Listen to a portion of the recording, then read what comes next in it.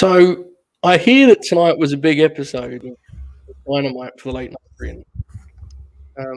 Shoot, I see you looking more victorious than ever, and that is saying something considering the victory laps we've taken in the past. I want to give you the chance to lead here because I know you're not going to be with us for the whole show. So please take the floor.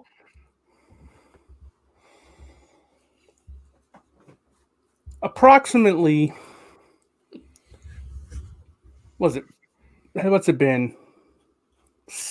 6 months now? Yeah, it was the start of September that he was cleared to wrestle elsewhere. Okay. Yeah. So just about 6 months ago, a professional wrestler, once known as Buddy Murphy, then known as Murphy, was released by a sports entertainment company called World Wrestling Entertainment. For some folks, this would be seen as a setback, as a disappointment, as a grimace. For others, such as myself, such as Joe, Big Chief Holbert, such as affiliate of the program, Contrarian Alex, such as JJ Williams. This was what you would call the prelude to victory. For 6 months, we've sat patiently, none of us losing faith, not once, despite what others have claimed. We knew that this day would come. Tonight, on TBS, the network of Dusty Rhodes, the network of Tully Blanchard, the network of Sting, we entered the next chapter of professional wrestling. Tonight, as the crowd in Bridgeport, Connecticut, one of the great cities in this great nation of the United States of America, rained down with chants of Buddy, Buddy, Buddy, Buddy. What you felt, if you've been a fan of the Late Night Grin, if you've been on this ride with myself and Joseph, what you felt was victory. For tonight, we have won. Tonight, the doubters were cast aside. The great Buddy Matthews debuted in All Elite Wrestling, just a mere 22 miles from the headquarters of the cowardly company that did not understand what they had in their midst. Tonight begins one of the great... Goddamn it. Joe, I was rolling, man. You know the best part is I didn't plan any of that. I was just going. you hit a natural conclusion and was like, tonight. And I was like, oh my God, this is incredible. I was going to go as long. Keep going. Shout out to, let me make sure, to Chris, who pointed out they were 22 miles from Stamford, Connecticut. Yeah. Oh, man, I should have just read the Independence Day speech. Okay, that would have been a different choice, but it was still, I mean, it was something. We could have put music over the top of that. That's my fault on the production front. Yeah, we probably should have done that. It's fine. We'll do it in the edit. I mean, look, man. Oracle, I appreciate him he's just letting us soak it in right now, right? I feel like in many ways Oracle won't agree, but I do feel like this is vindication from 2018 too, or validation. Yes, 100%. Feels like we've actually claimed victory here. I'll be honest, and guys, you can lash out, but I think Shoot knows this about me. Like, I'm a really humble, understated guy. So I didn't want to do too big of a victory lap tonight because I'm so used to winning at this point. It kind of felt obnoxious, right? So my first tweet was I'm going to show some love to Brody King. Because there's a lot of losers out there. I can't relate. On the wrestling front, it just seems to be wins all round for me. And the big thing I want to stress, shoot, while you're here, because this is really important. And Oracle, I want you to nod in confirmation of this, please. We pitched this exact scenario. There are some allegations and chatter that we pitched other scenarios along the way that may have muddied the waters, and I refute all of that. I refuse it. No way. We told you in September this was going to happen. We were a little off on the date. But if your reaction tonight was anything other than a knowing grin, that the guys you watch on this very platform were ahead of the game, you were missed out. You didn't understand. This wasn't a surprise. This wasn't a shock. This was just another day at the office, wasn't it, guys? Grinning. Oh, yeah. I mean, here's the thing. Weaker men than you and I would have given up by now. Cody Rhodes. Yes.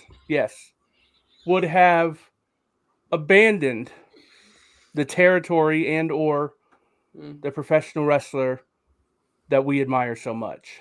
Yeah. But we stayed with it. We watched Buddy Matthews on the Indies. I watched Buddy Matthews against Malachi Black at WrestleCon. I texted Joe Holbert and I said, Joe, it feels like they're setting up Buddy Matthews coming into AEW here in this post-match. Joe said, shoot, I 100% agree with you. Everyone else thinks we're crazy. We got on FaceTime and we did a visual handshake to agree on what we had just come up with, and here we are.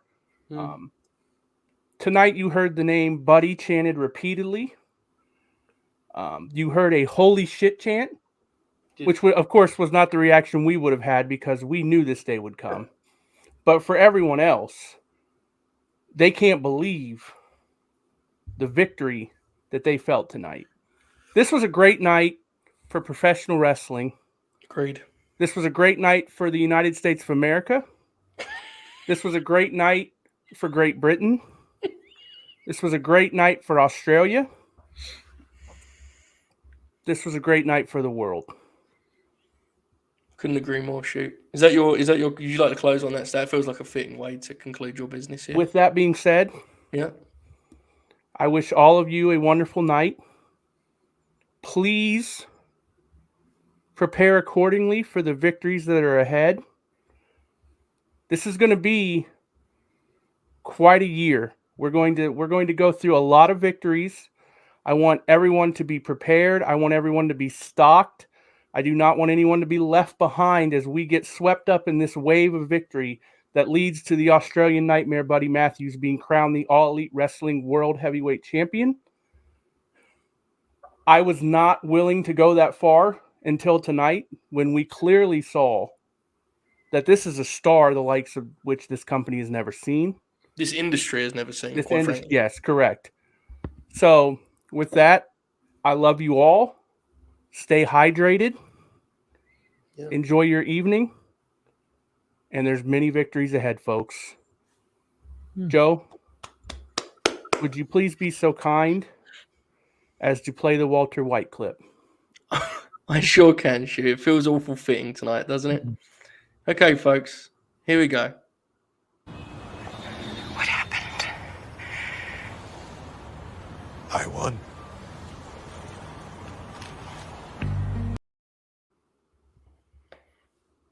Hey, Oracle, how you doing, man? I'm well. I want to just say I appreciate you just letting us have that, you know? Mm-hmm. You could have lashed out with another 3-star comment, but you saved that for Twitter last week. I appreciate that, man. You can't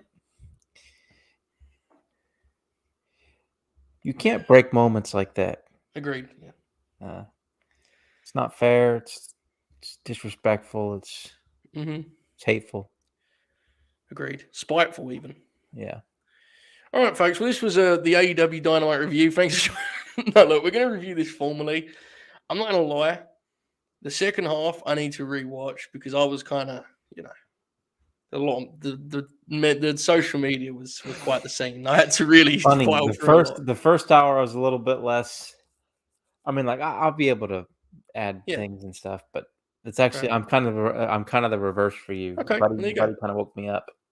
All right, that's cool. I think to be fair, mine goes to like Eddie and Chris Bledo. That was the second hour, right? So I'm probably. I thought Garcia and Danielson was great, but I need to rewatch it to give it full attention because the phone was crazy.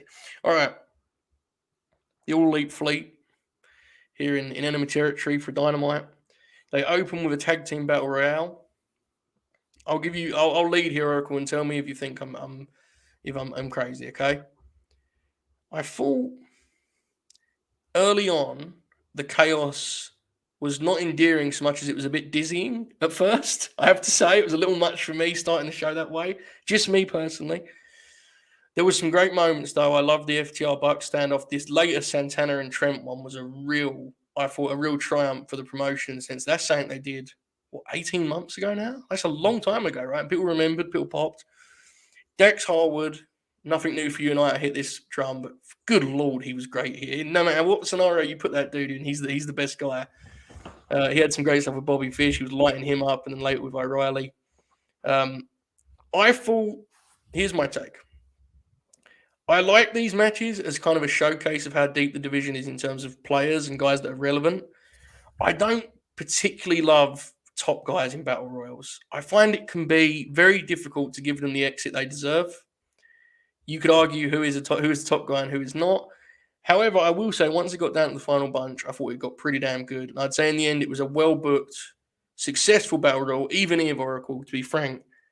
I don't really like the old battle royals. I got to say, I'm the opposite of Shoot in that regard. What say you, Oracle? What do you think? Well, Conrad,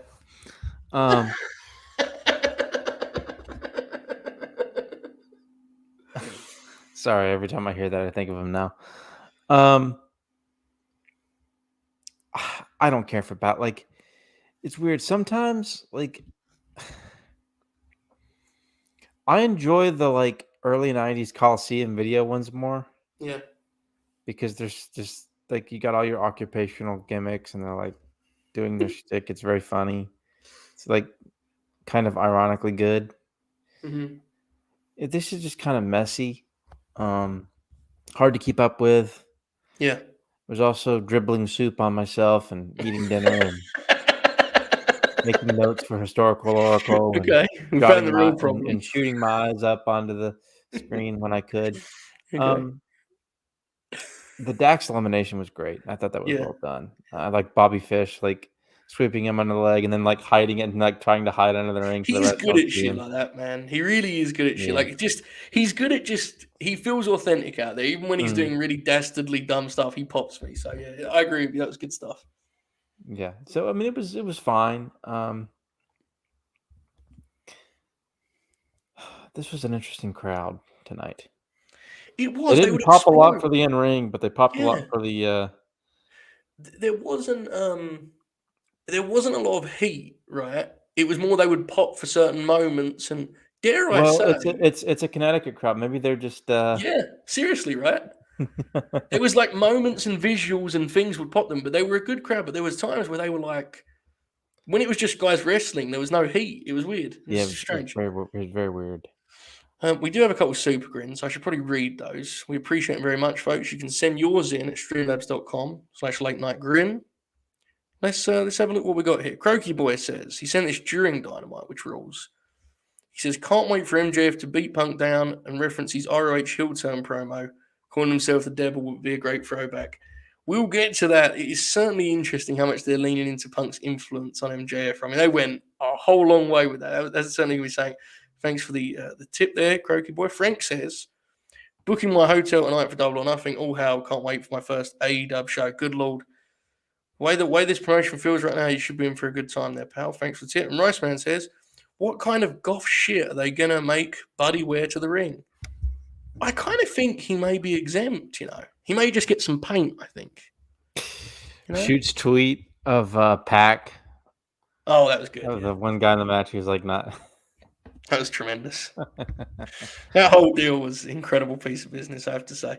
Okay.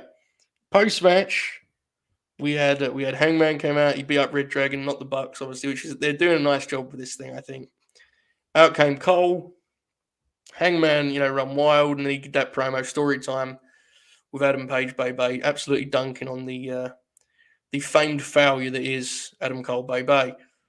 This was pretty effective, right? Another case of what I was just referencing there, Oracle. God bless Bobby Fish, man. Just the whole time just talking shit, man. Like, you don't know nothing, man. It was incredible. It popped me huge. Nice promo from Hangman. Any thoughts on the post-match? It was a good promo. I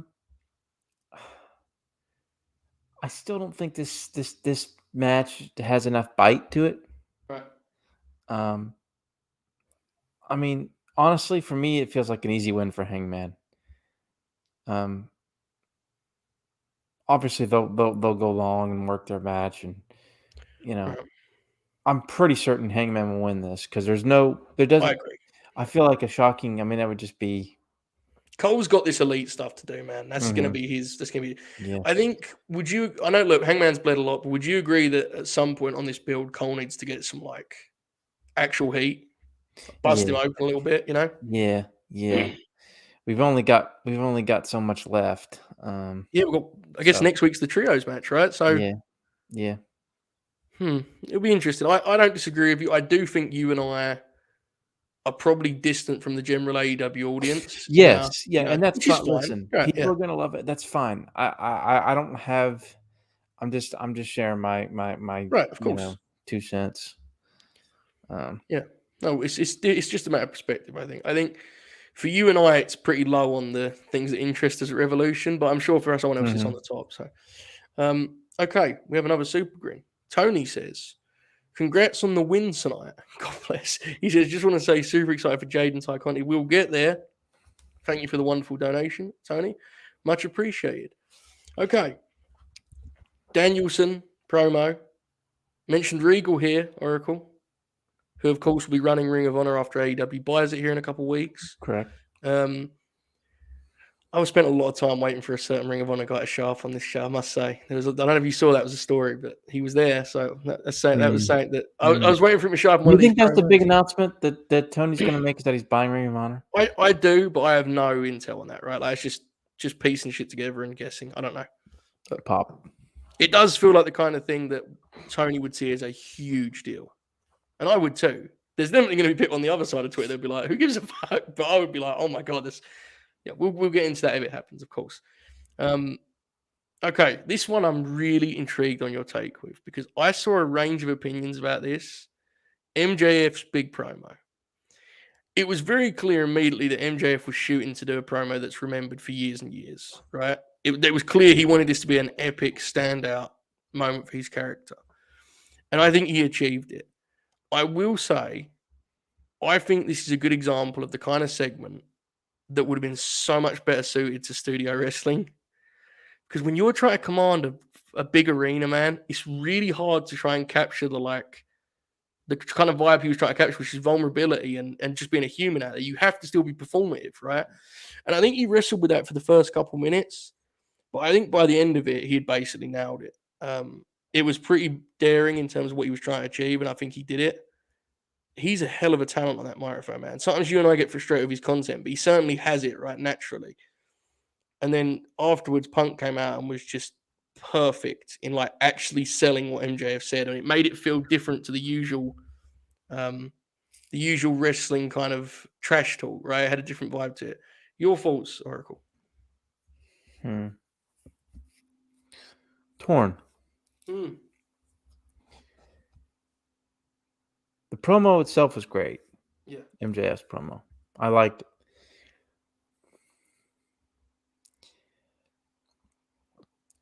The tears or emotion, like the overwhelming emotion. Little too acting for you? Punk being conflicted. Wow, really? Yeah.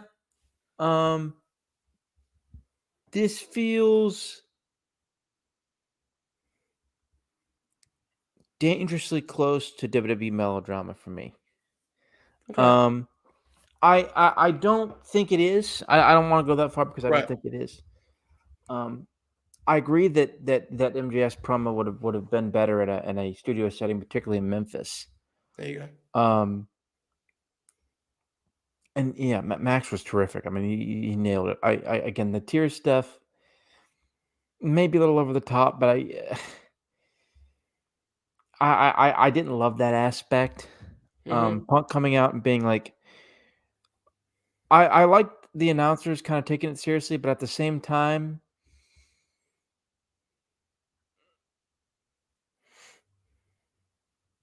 like, I don't know, like the way they reacted was weird. It was weird.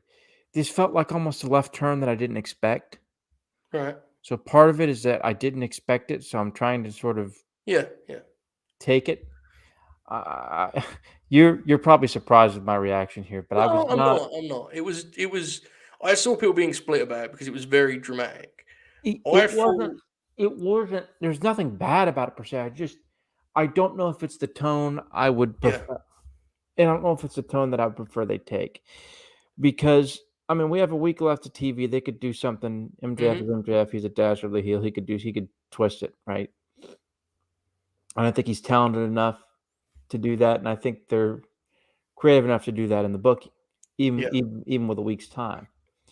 But I will say is I do have some concerns about CM Punk conflicted or MJF conflicted during the Oh, you don't want it to bleed over into the yeah, match. correct, in the match. And there's a way to do that, like, for example,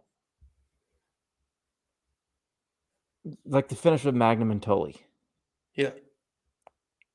You can do that, and I think that in some ways they're probably trying to play off of that, maybe even that specific sort of, I mean, obviously it's a different story, right? But it's that kind of like conflicted babyface Yeah. at the end there. I can see them playing off of that, but I'm just I don't know. It wasn't. I liked the promo. I'm concerned about the tonal shift. I Um, think, and this could be wrong, right? We'll see what happens next week.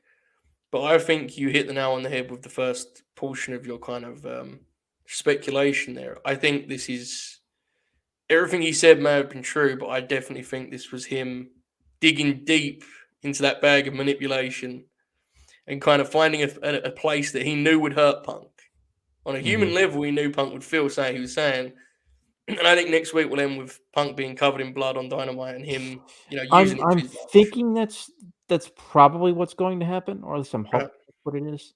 Yes. Um, and then here's the thing, if they do that, and then there's a moment where Punk has confliction at the end, I'll be fine with it. Yeah, you don't want it to be the whole story of the match, Right, basically. right, right, I right. get that. Yeah, I get that. Yeah, like I'll be honest, I there's didn't even consider that, but that actually is a real fault. That's fair. I'm with that. yeah. You don't want it to be a dog collar match where Punk's spending the whole time kind of feeling bad, right? You hopefully next week. I think next week will be a segment where Punk kind of confronts this idea. Max lures him in, and then boom, turns. I think that's what's going to happen, but it'll be interesting. I thought it was certainly wasn't the way you thought this was going to go. Mhm. So there you go. Okay. We had a 2.0 Garcia promo, which was fine. Matt Lee's hilarious, isn't he? God bless that Mhm. man. He's about old school pro wrestlers right there, man. That dude, dude's eyeballs are popping out. Incredible. Okay, here we go. We've talked about the big moment. House of Black, or the Kings of the Black Throne versus Pac and Penta. Dude, Alex Abrahantes' look here was fucking hilarious. They must have known it was funny, right? They have to have known. We were supposed to laugh. Right? Someone was like, let's make Alex basically play Uncle Fester. It was awesome. The standout deal here, especially in the first half, was the Poison Rana spot in which he chopped Penta off of his shoulders. That was nuts, man. Brody looked fucking awesome in this match. And that tweet I sent wasn't me doing a bit. Brody, Buddy's debut obviously popped me huge. But that part when Brody was just swatting guys on the ramp was incredible. He was flattening guys. It was tremendous. I'm glad that Penta got the pin because I think it was necessary after that entrance. You got to give him something, right? Especially if you're doing the angle afterwards. And I don't think Malachi was hurt all by that finish. I thought the match was good. Obviously, it's hard to kind of divorce the match from the grin afterwards. But thoughts on the match itself, Oracle? I didn't think the match was very good. Weirdly enough, like, but it was also the first match on the show, and like, or at least the first match that like wasn't like a battle royal. Right, of course, yeah. But it's like formal match, yeah. And I think it was part of it was just like realizing the crowd was heatless during the match, and it was weird. The match, there didn't seem to be.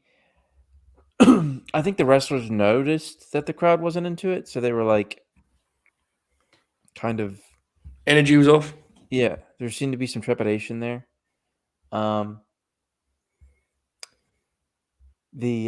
Poison Rana spot was ridiculous, but the crazy part about that was Pac almost killing himself. It was crazy. It was nuts, man. But I did like the finish. I thought that was a clever finish. Mm-hmm. Like typical like lore.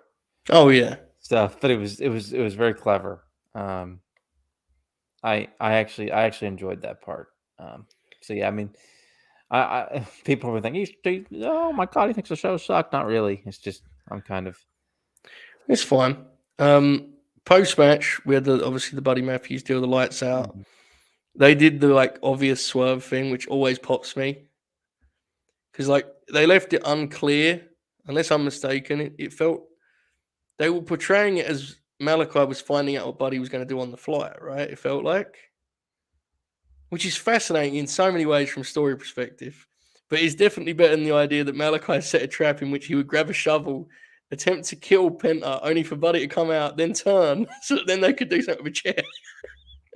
incredible lore. But it seemed that he didn't know, so whatever. In all seriousness, jokes aside, the reaction to Buddy was fucking insane, man. How did that happen? I'm not even doing a bit like, how did that happen, man? I don't know, man.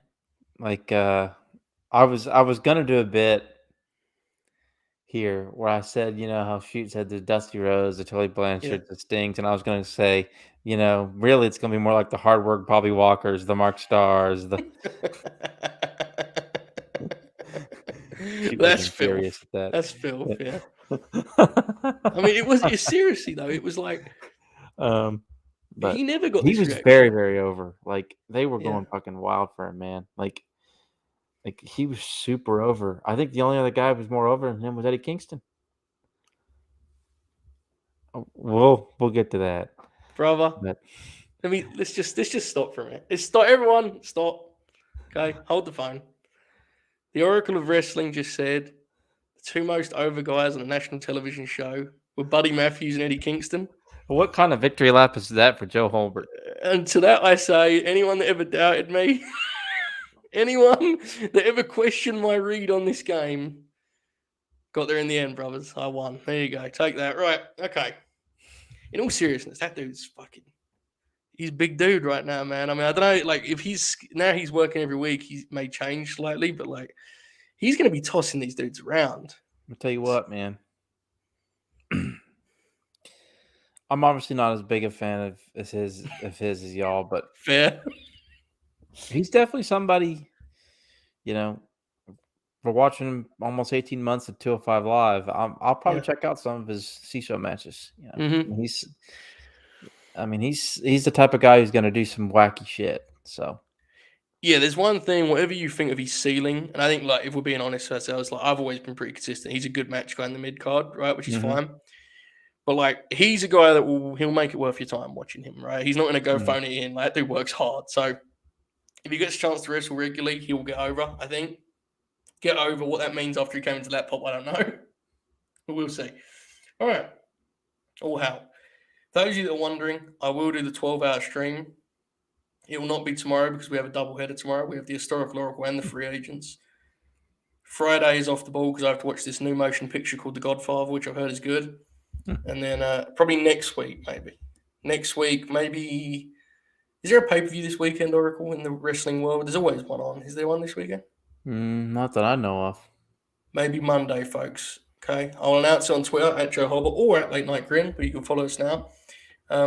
We have another Super Grin. Nice man says, love the grin. Well, oh how. We love the tip, pal. Thank you very much. We appreciate it. Okay. Here it is. Chris Jericho, Eddie Kingston. A promo segment in which legitimately Chris Jericho said about 5 lines that I had said on podcast with you that he will say about exactly what my kind of hope was for how Chris would play it. He went a little inside baseball when he talked about babyface, but I knew as soon as he said it, Eddie's I buried him knew. for it. It was great. Yeah, you knew he was going to do that, right? Like he on Elevation commentary, he would always bury that shit. Like, so that was tremendous. And there was a lot of talk about like who's going to win the promo war. And I'll be honest, and Oracle, you may disagree, and that's fine. I don't think the intention here was 2 top baby faces having a battle on the mic. Chris knew exactly what he was doing and how he was framing himself, man. Like that dude was the biggest fear that you and I had, and I stressed to you a lot, was that he would want to be the baby face. We've cleared that hurdle. Chris is clearly the heel in this story. Mm-hmm. And he's just it's perfect. The dynamic's perfect. When Eddie broke in, Chris was the undisputed champ. Like it's simple story to tell. I'm not like a genius for saying that's where they go. That's where you should go. But then at the end, after listening a whole lot, King fucking locked in, right? And he did that promo about like he did the piece where he was like, I want the Jericho from the start of the company, I want the Jericho from WCW, and he fucking got in his face and was like, if it ain't him, I'm gonna eat you alive. And that's pro wrestling right there, brother. Mm-hmm. Like, I'm not saying this match is going to be a 5-star classic. I think they're going to beat the shit out of each other, though. I think Chris is clearly motivated and locked in. I think you're going to get 12 to 15 minutes. They're going to brawl. And I think this program has shown a lot of life over this last month. And since Eddie's come back, it's like things rolling right now, man. I'm all in. Oracle, your thoughts? Yeah, this was really good. Some of Jericho's more shooty comments were ridiculous, but Eddie played him off so well. It was actually great. Because the camera kept switching, like zooming over to Eddie, and he would like react like, "Why are you talking about this shit? It's stupid." But yeah, he's so good. And Jericho was excellent. He framed it so well. Yep. Yeah, this will be fun. I'm firmly excited for this now. I loved the deal. And this is where, to me, the people can take it as a shoot line, but this to me is perfect. You know when Eddie dismissed the whole concept of what they were doing? When he was like, I'm not a sports entertainer, what are these guys doing out here? And it's like, that was so good as inside baseball, because anyone that watches Dynamite knows that Chris does certain segments that are so like phony, right? Like the inner circle team meeting. So it isn't breaking kayfabe for Eddie Kingston just being like, what is this bullshit? Can we just have a wrestling match now? Like, I love the running bit of Eddie Kingston being booked for a promo segment and resenting the fact that he has to do it because he thinks it's a waste of time. It's fucking great. It fits his character perfectly. Because he isn't a character, right? He isn't. He's fucking Eddie Kingston, man. Like, he says, "No, I don't. I have a GD. I have a GED." It's tremendous. And the best thing is, and this is why it worked, was that some of Chris's lines were very much stuff that, like, I think Eddie would concede on, right? Like, Eddie he's had a tendency to fucking get himself out of good situations. And there's, like, if you're an Eddie Kingston fan, there's this dynamic of he now isn't just wrestling Chris Jericho, he's wrestling the symbol of what Jericho represents. He ain't going to win at Revolution, and it's going to be a conversation. Because the big one is going to be a thing that they're going to get to in many, many months. And you and I are going to ride a roller coaster as to whether or not we enjoy the next chapters of this feud. Right. But I think they get what they need to do here. Jericho introducing the aforementioned big one that I've referenced a lot here. They're going to make this the deal where, like, this is basically his hurdle. Right now, Eddie Kingston is the lovable loser that is endearing in defeat. This is the time where you try and change his character kind of direction. I think it's going to work. Again, we'll see what the matches look like. I think we're going to get a few of them. But I'm excited, man. They talked me into the building on this one. So, thumbs up. How great a promo is when it fucking works, man. When it's a real promo, not 2 dudes reading shit, you know? It's great. It's great. It's just, I was looking at this show, and we have a Danielson match, so God bless. And the wrestling was certainly, like, it was fun. But, like, to me, this is kind of and I think this is a little bit of an outdated take, but this is kind of what I want from wrestling TV. Segments like this. Yeah. This sticks with me more than just giving two good workers 5 minutes more than they need, you know? Like, Right. I don't know, man. Right. Like, do you get where I'm coming from with that? Like, this is like... It depends on the situation. Like, Right. 2013 WWE, boy, that was all about the ring work. Although there were good promos and angles and stuff. Right. Right. And it was a hot period for the company in a lot of ways. Mm-hmm. But I mean, Memphis. Yeah. Angles. Yep. It's interesting. I don't know.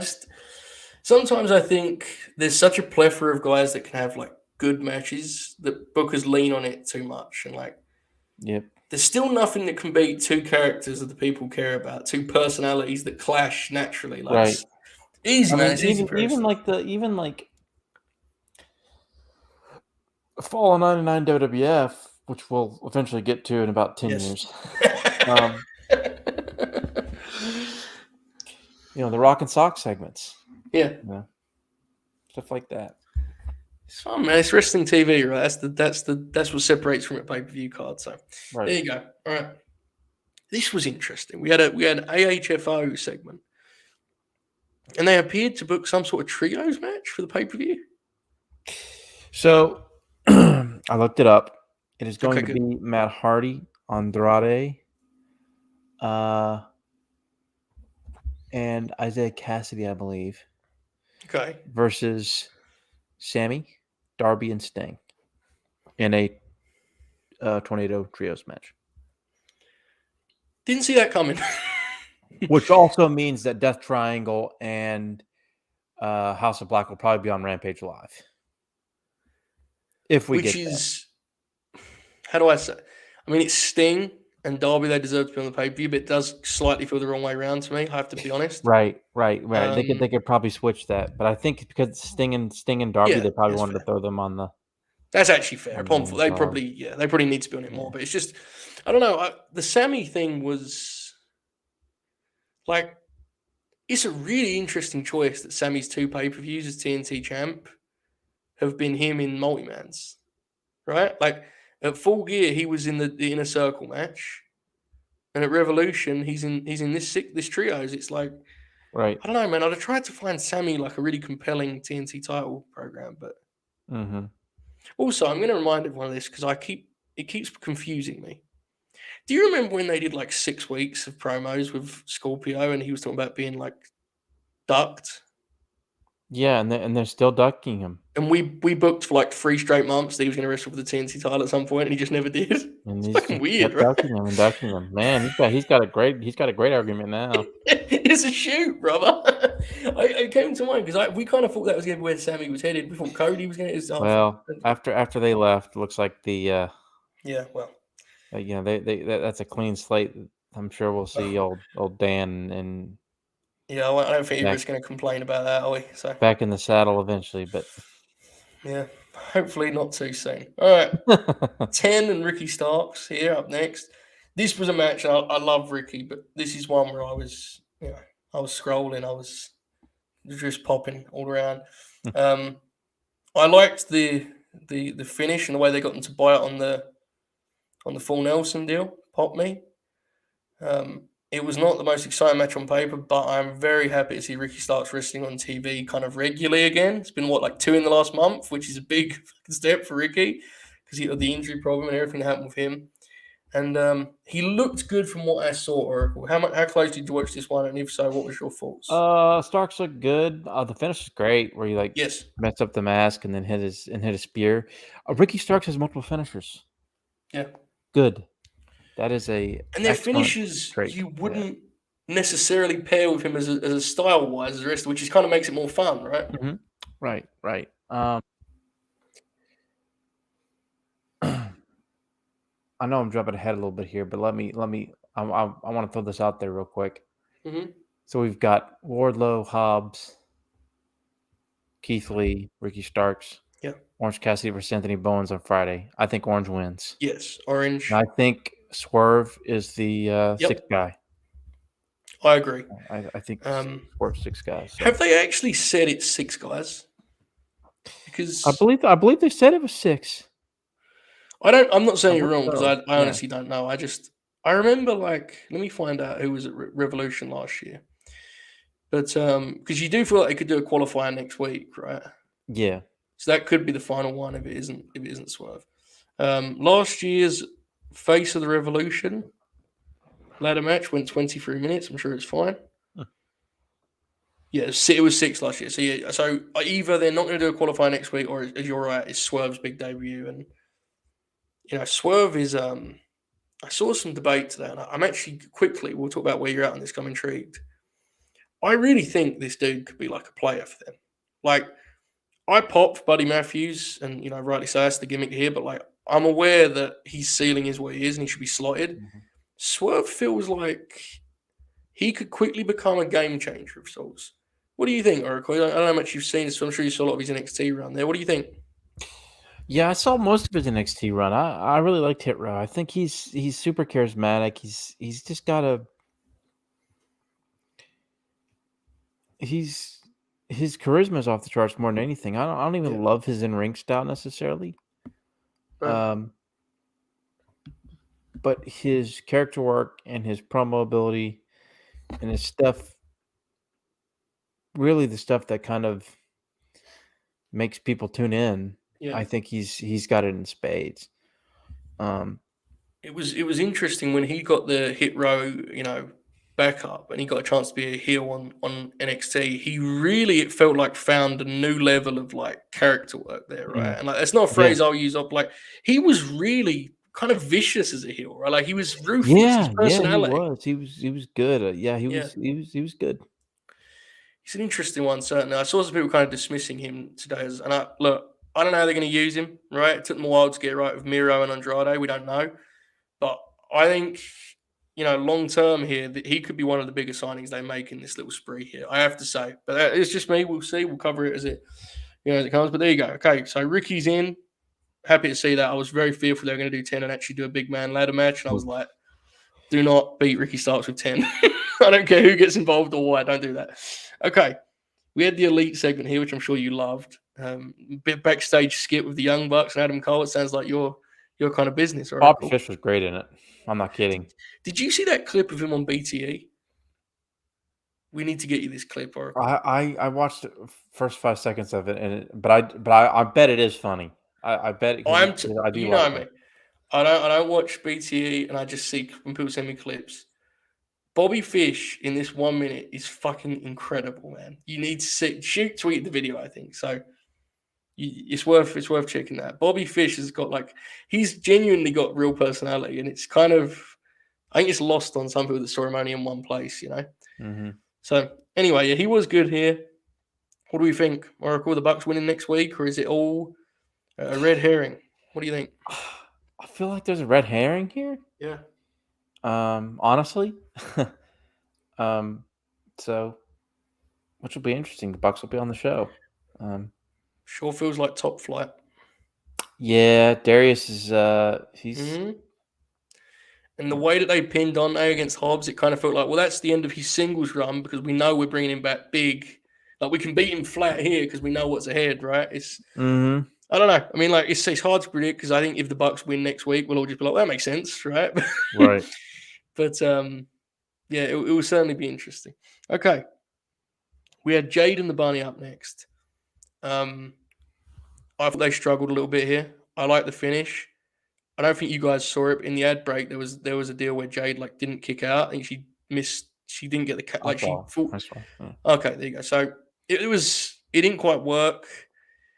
They appeared to kind of go into this from a production point of view, knowing it would have its problems, and that's why they had Matt doing so much just stuff outside the ring. I'm not saying it was terrible or anything. I just it didn't quite work. I don't think, and I like the idea of having Jade as a baby face, of sorts of de facto baby face, and Bunny got some heat on her in the break, but it wasn't quite what I was looking for. The finish was good though, and they bit on it. So there you go. What do you think, Oracle?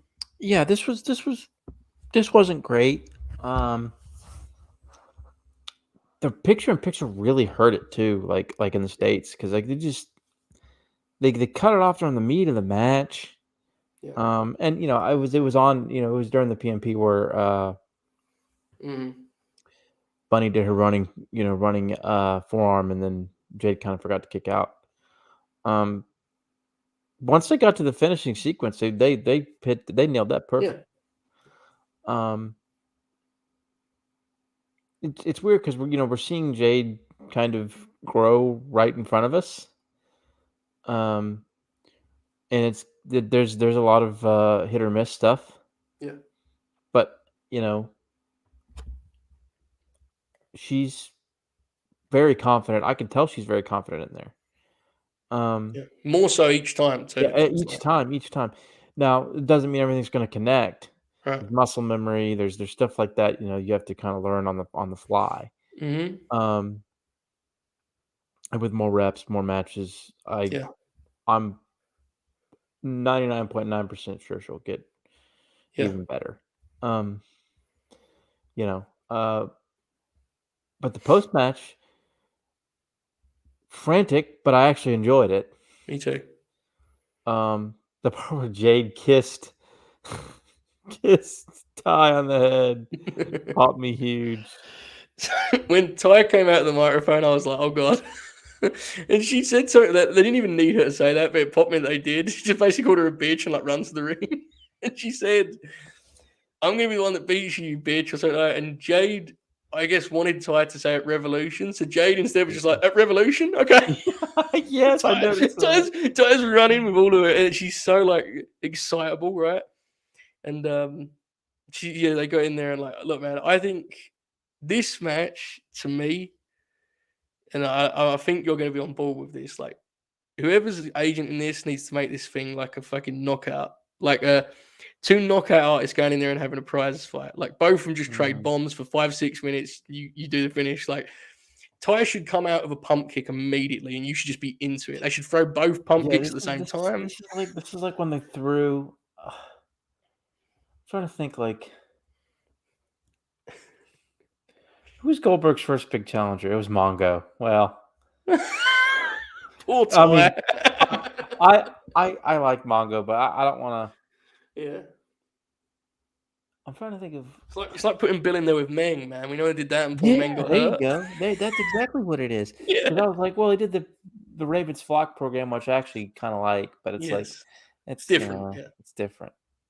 Yeah, I think there is a real chance this one. And by the way, I'm relieved they're on this pay-per-view. I really feared they were going to do it as the Rampage match, and I think it's important for this belt that its first pay-per-view in existence. I think it should be featured. I just do. Yeah. So there you go. It's interesting. There's not a TNT title match, but there is a TBS title match. But Sammy will be on the card, so it's whatever, right? I think the match will be fun.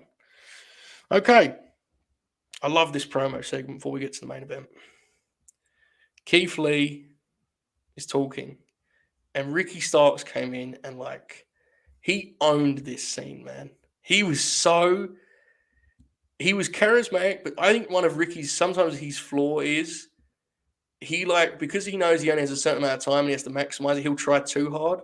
He looks so at ease in this segment, I thought. He just looks so comfortable and confident. Fucking awesome job. And Keith, I thought, reacted to it in the right way. Him mocking his voice was very funny. Loved it. Thought he came across great. Loved the deal with Hobbs and him, face to face. This, to me, again, you can do interruptions in a certain way where it felt organic, and it just worked because the execution was good enough. What do you think, Oracle? Yeah. I think Ricky's promo was great here. Man, that ladder match is gonna have some cool shit in that. One of these big fellas. And then poor. I mean, I'm guessing Orange wins on Friday. That guy, he's gonna get destroyed. Yeah, he's gonna. He's going to get fucking killed in there. Do you think? Am I wrong in I feel like Keith Lee is gonna be he's gonna be still considerably bigger than Hobbs and Wardlow. Right? He's frame wise, it feels like he's just on a different planet. He's immense. Dude, if he fucking bills Hobbs or Wardlow, I will scream. I will jump out my chair in excitement. I hope he just does big man stuff to pop himself. Be tremendous. I'm sure he will. I'm sure him and Wardlow do Hurricane Ranas to each other while I roll my eyes. I want them to have the big Paul White ladder. Remember the big Listen, show if he ladder? pops out one or two things like that, that's fine. I don't mind Of that. course, I'm just messing. But when you're out there, I mean, don't work everything like the Donovan Dijak series. It would just pop me if he took this as like a personal challenge. Like, I'm going to be a real fucking big man right now. Build them and fucking shoulder tackles. It'd be tremendous. You and I are the only ones that liked it and shoot, but still. All right. Main event, Garcia and Danielson. I said it earlier. I really need to rewatch it because I could tell how good it was, but it didn't have my full attention, which it deserved. However, I just loved the intensity, the physicality. There was a roughness to the grappling exchanges. Even when Danielson was the best mat wrestlers in the industry right now, you realize just how good he is. Like some of his nuance to it, right? Like the way he would get himself in certain positions. And I like the way it worked within the wider story, which is what we talked about with Lee last week, right? The idea that this is about more than just having a good match. We're trying to convey this idea of what Danielson's trying to do, and he's trying to test them. Love the way that he kind of almost fell into, or like he was opportunistic with the stomps at the end, right? Usually we've seen him do that as like a final touch. Here he kind of caught it out of nowhere. It was neat. Really like the match. Can't wait to rewatch it because I sense it was even better than I kind of grasp on the first watch. But yeah, it looked damn good, Oracle. Your thoughts? Yeah, this was really good, man. It was like just a grapple war. I mean, it just lots of just kind of counters on the mat and just mean looking submissions and nastiness and not a ton of breaks, right? They kept going. Yeah. They kind of stayed in contact and kind of stayed on the mat. Super good match. I wanted to go to maybe a little bit of a next level, but this was kind of, that wasn't really the point because Danielson's with the storyline that they're going with, he kind of needed to win this one in the time frame that they had. Because Lee and Garcia are kind of in the same position on the card. So Garcia is probably a little bit more because he's been around longer and has had feuds with managers and stuff. Yeah, they've kind of established Garcia a little bit above, right? Right. He pinned Eddie in that tag. He's had some main event matches, but yeah, right. I think Lee's more over, right? It seems like Lee's connected with live crowds better than Garcia, but he's a babyface, so there's a lot of moving pieces to that. I do wish this had a better crowd. I have to say. Yeah, it's just I honestly think there was maybe a fed crowd, like not that like it's just like these people are used to WWE shows in Connecticut, and like I don't know, you get kind of preconditioned, and I don't know, maybe that might not be it. No, I agree. It felt that way for crowds. It felt that way certainly because and this is not even us, like because you especially, but like what we mean by that is the idea that if you watch sometimes like a big WWE show, they'll do like this awesome intro. They'll have these big entrances and the place is going wild, and then like the bell rings and everyone just sort of sits down and waits for the signature moves they're familiar with and the stuff they can shout along with the baby faces. It had that vibe, and I think this match was perfectly suited to that. Whereas by contrast, Moriarty and Danielson kind of felt magical last week, right? The people were so into Lee and Bryan, so it was just different. But still, very, very good. By the way, the fact that we agree this was kind of a fed crowd and they still cheered Eddie the way they did is hilarious. Oh, it's incredible. It's nuts, right? Like, it's not even like a thing where they go to certain towns and that dude's it's crazy. All right. I thought Dynamite was good, very good. I thought it was slightly below the last 2 weeks, which I think had been two of the best episodes. I don't think this was in that tier, personally. I need to rewatch the main event. However, this episode gave me Buddy Matthews, so I really have no... I have no legs to stand on in terms of criticism. I thought it was good, maybe even very good. And when I rewatch it tomorrow, I may be on the latter there. Oracle, what's your final kind of conclusion here for Dynamite? It's a good show. Angle heavy, promo heavy, matchmaking heavy. It's kind of the show that really kind of sets the stage for Revolution. Next week we'll kind of put all the pieces together. dot the I's, cross the T's next week. Mm-hmm. And then got the big weekend. How are you feeling about Revolution right now? It's looking pretty good, I think, right? I mean, I think you and I would like to be more into the main event, but overall, it's pretty good, right? Right. Oh, yeah, for sure. Very good. Very good looking show. Chat, put your ratings. I'm intrigued. I would probably say it's around a 7 for me, which honestly is maybe due to the fact that it's following a show that I think is probably the best episode they've done. So maybe but like, I didn't like the Battle Royal as much as a lot of people did on my timeline. So maybe that's what's hurting a little bit. I'm at a 7. Oracle, give me a rough gauge of your rate. I know you're very specific with your ratings, so 6.4. there you go. We've got a lot of 8s in the chat. And I'm looking forward to rewatching the main event for sure. Because again, when stuff goes down, the Australian Nightmare shows up. It was crazy, bro. Refreshing those mentions, DMs, it was wild. But it was. I think the main thing to remember here, Oracle, is this. I'm sure you'll agree. This was the night in which, on a national television show, Buddy Matthews and Eddie Kingston were the most over guys. And so I think there's really an argument to be made this was, in fact, Joe Holbert Day, officially. I'm going to try and take that to court tomorrow. Now, the Royals are a little bit busy right now, but I think it's worth talking about. Oracle, did you have something else to say then before I went on my Joe Holbert Day speech? No. Okay, all good. All right, folks, this has been a hell of a time. It was a hell of a night. It was a triumphant one, even though for some reason, I don't know why people were surprised or anything even approaching that, considering we told them all those months ago exactly what would happen. I will be back tomorrow with Jay Shell at 6 p.m. Eastern time to do the free agents. We're doing a Cody Rhodes episode.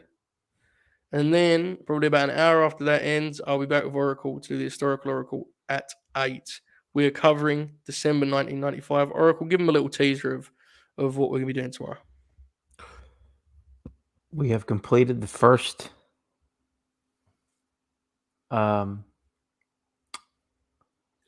test. This is kind of the first, hurdle, so to speak. Mm-hmm. Finished 95. I spent 6 hours watching and completing 1995 yesterday. The last half hour was a little bit rough, but I finished it up. Just because it was just 6 hours straight. But I wanted to get it done because I didn't want to get. We've got some new projects coming in the works and stuff, and I want to get through 95 and and don't want to get stuck too far behind. We'll be having an all-pro team, first, second, third team. Oh my god! Okay, and I'm not going to be able to ruin it for you this time, like I did with the AEW ones. Right. These are mine alone. You son of a bitch. So there's all kinds of neat stuff. Starcade 95, Seasons Beatings, Brett Bulldog, ECW Holiday Hell, the first show in New York City at the Lost Battalion Hall, Queens, New York. So big show tomorrow. Lots to look forward to, folks. Okay. Then Friday, the only show is the world famous Late Night Grin. You can watch that, latenightgrin.com. Sign up for just $1 and tune in right after Rampage. We go about 4 hours every week. Myself, Oracle, Shoot, and Bobby. Bobby leads the show on that one. Oracle is very talkative on those shows. So if you want to see more Bob, sign up. We seriously do appreciate the grins tonight. What we've built here is very funny to me. The idea that a wrestler debuting earns me congratulations tweets from blue tickers is about as hilarious as it gets, I think, in this game. It's been a hell of a time. And at some point next week, I'm going to be going live for about 12 hours. I'm saying 12 right now. Maybe it becomes 24. I don't know. But right now it's 12 hours. It'll be sometime next week. We will donate all super grins and proceeds and such to charity because, I want to make myself feel good about this fucking vanity project we're doing around here, right? Might as well do something good with it. So that'll be the official Bud Matt Victory Lap stream. I'm sure many people will pop up along the way. And I'll be there pretty consistently, I'm assuming, for 12 hours, which will definitely not end in me losing my fucking mind on live on air. So lots to look forward to. Many victory laps ahead, as Shoot said. A great day for the Late Night Grin. a great day for professional wrestling. And, Oracle, I don't know if you've seen this, a great day to see our brand new outro. Folks, we will see you on the other side. Enjoy this final note.